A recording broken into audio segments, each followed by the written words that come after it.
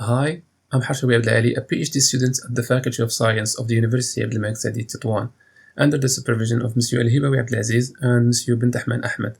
And my main area of research tackles the integrity verification of the outsourced computing in the cloud context. And in this presentation, I'm going to give an overview of why we need to issue a proof of retrievability of the outsourced data using the zero-knowledge protocol. Cloud computing is the core of any modern technology, from network-based systems such as the Internet of Things to analytics and data-driven technologies like artificial intelligence and business intelligence to blockchain and decentralized networks and applications. The exponential migration to cloud technology among organizations and governments is seen as a big opportunity to benefit from some key advantages, like instant access to a catalog of services and technologies, reducing capital costs, rapid prototyping, the agility and high availability, and etc. So despite this wide adoption and the massive transition to cloud technology, and due to a multitude of issues inherited from the shared responsibility model promoted by cloud computing, we can list some unintentional issues like hardware and software bugs, network performance, cloud computation reliability, and etc. But the most devastating issues are ones related to intentional activities conducted by cloud service provider itself, who can contribute either alone for some malicious motivations or by colluding with government authorities and spy agencies against their clients.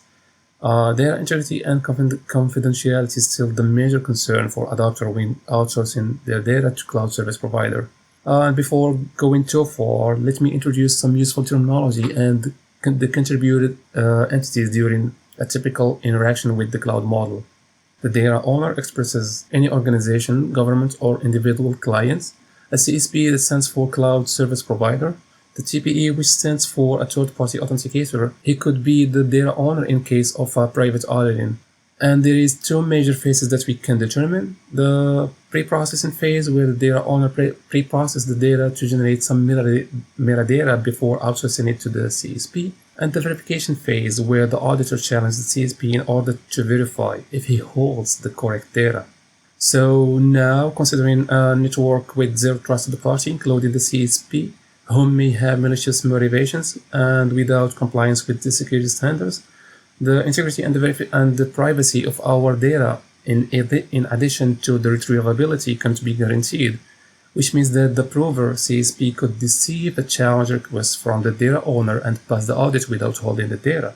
To address the security problems, a lot of efforts have been focused to design data integrity schemes and introduce some mechanisms to improve the soundness, which means the good condition of our data, and the robustness, which means the instant identification of security problems, by encrypting the data in transit using secure transmission channel, in rest using industry storage encryption, or also during data processing to prevent malicious CSP from taking control of the organization's or client's data.